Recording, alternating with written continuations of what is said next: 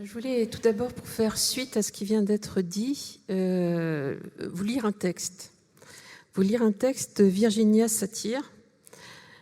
Lorsque je te demande de m'écouter et que tu me donnes des conseils, tu ne fais pas ce que je t'ai demandé. Lorsque je te demande de m'écouter et que tu me dis que je ne devrais pas me sentir ainsi, tu piétines mes sentiments.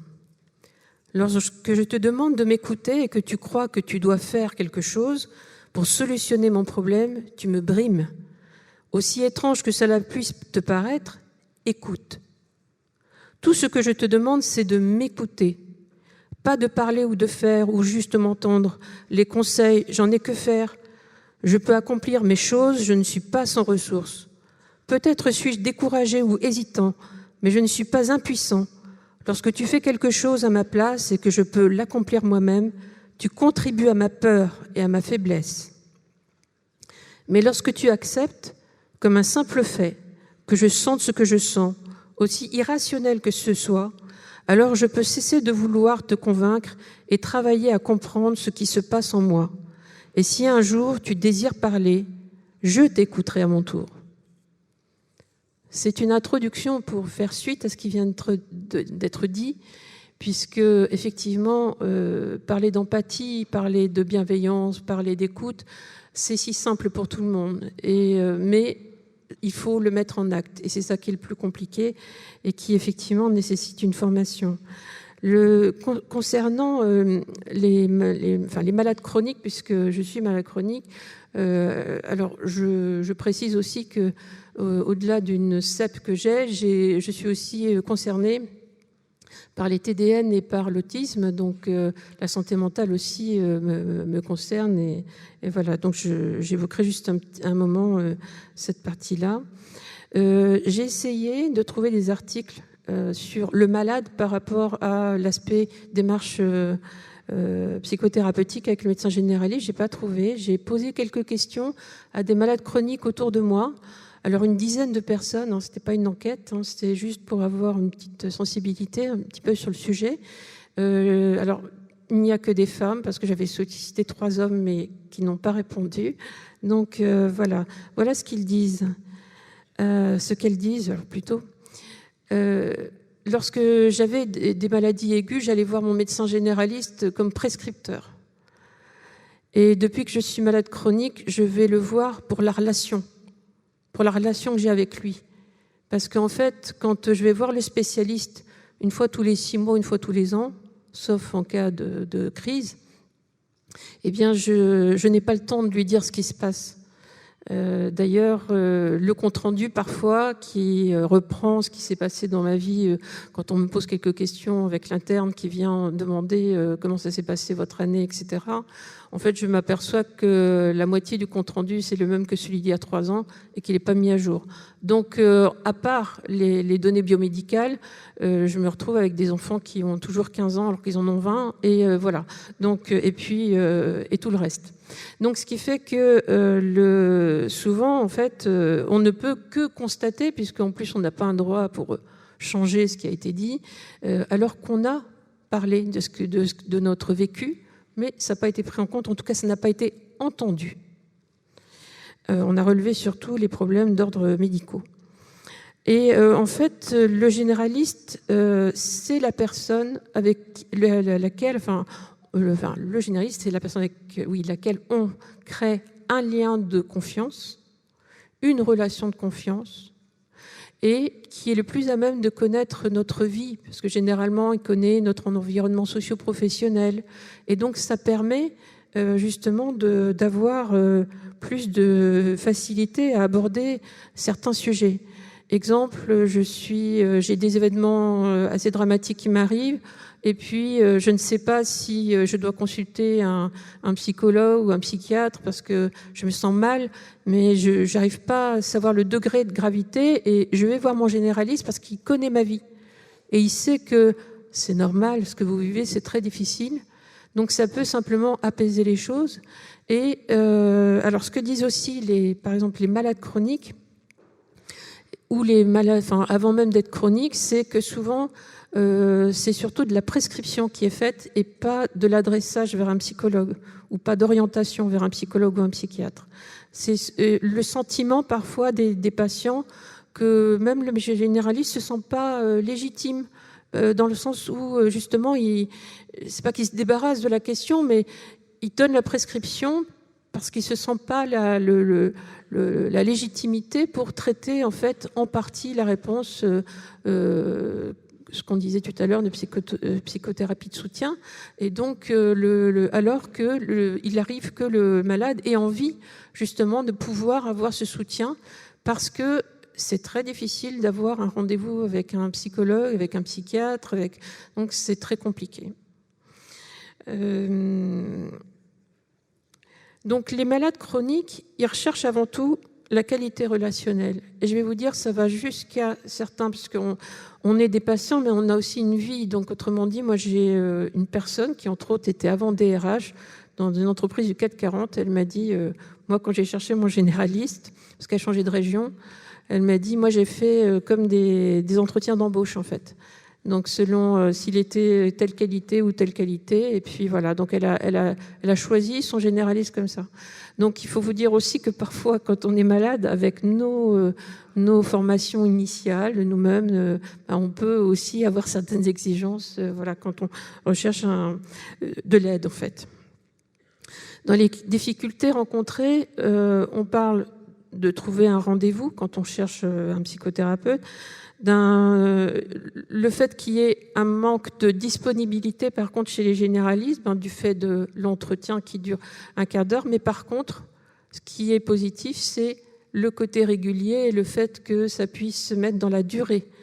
Donc là, on a aussi l'accompagnement de ce fait dont on peut parler, parce qu'il y a une différence entre je suis prescripteur, j'écoute pour comprendre et pour répondre.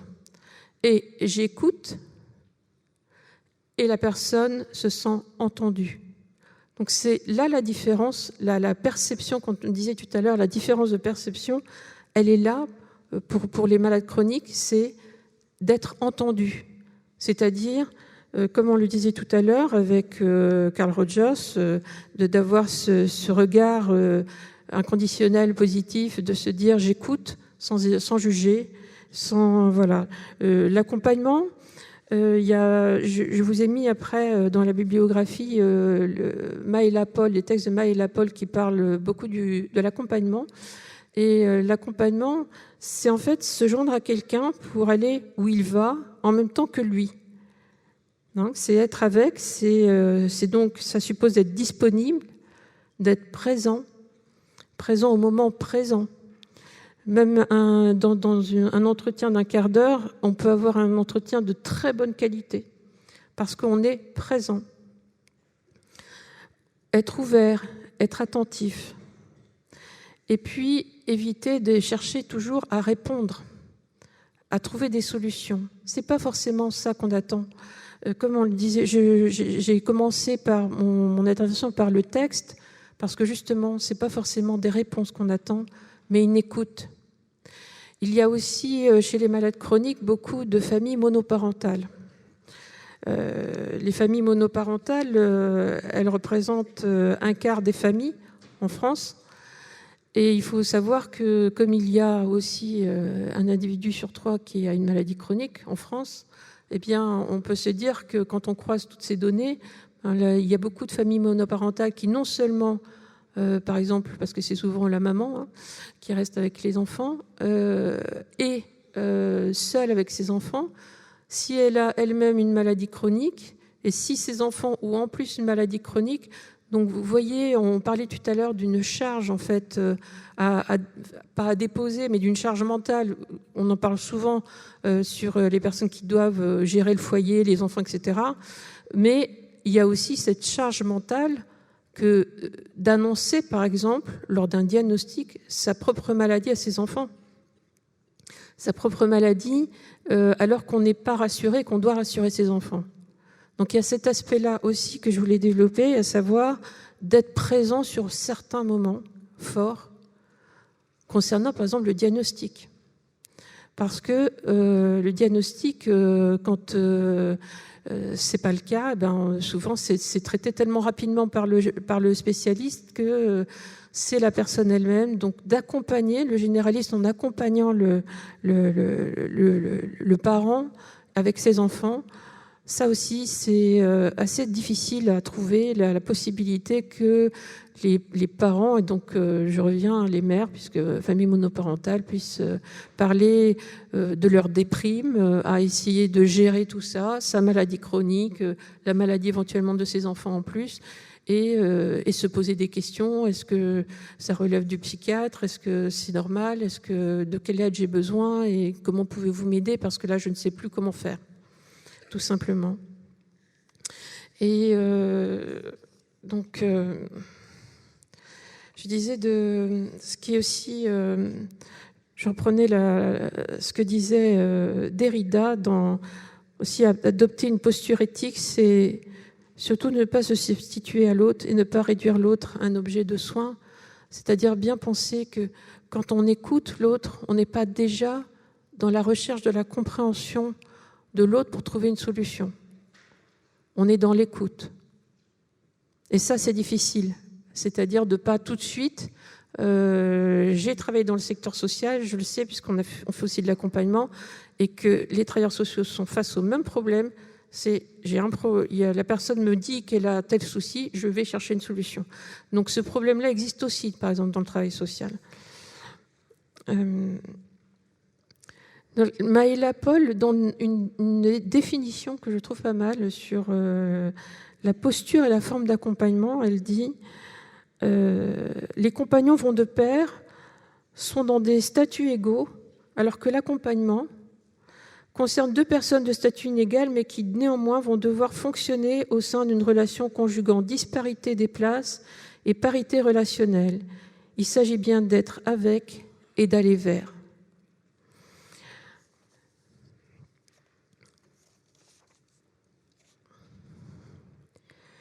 Et je ne sais pas combien de temps je suis là, si je finis. Et donc pour finir, je vous disais que je souhaitais vous parler un petit peu de la santé mentale, mais pour faire le parallèle toujours avec les états anxieux, dépressifs et autres, le médecin généraliste est la première personne qu'on consulte quand les enfants ont des difficultés qui sont souvent rencontrées à l'école, parfois aussi à la maison. Et je vous en parle puisque je vous ai dit que j'étais concernée par les TDN et par l'autisme. Or, ce qui est souvent relevé, que ce soit à l'école ou dans d'autres environnements, c'est le mal-être de l'enfant ou plutôt son comportement. Il est agité, il est en colère, voilà. Et donc, en fait, la société cherche à trouver un dispositif pour socialement que la personne puisse intégrer la société sans faire plus de bruit. Mais le problème, c'est que les parents se retrouvent souvent confrontés au fait de ne pas savoir à qui s'adresser. Et la situation, dans ces cas-là, est souvent traitée pour traiter la colère, le comportement inadéquat, et non pas donc les problèmes qui peuvent venir d'un diagnostic, par exemple sur l'autisme et autres, c'est-à-dire en dehors d'un autisme sévère qui serait repéré assez rapidement. Donc vous avez aussi, je pense, vraiment une place à ce niveau-là, parce que ça aiderait beaucoup les familles. Parce qu'elles vont chercher par elles-mêmes après des dispositifs. Moi, je sais que j'ai trouvé donc des serious games sur déficience, pour voir pour les TDN, etc.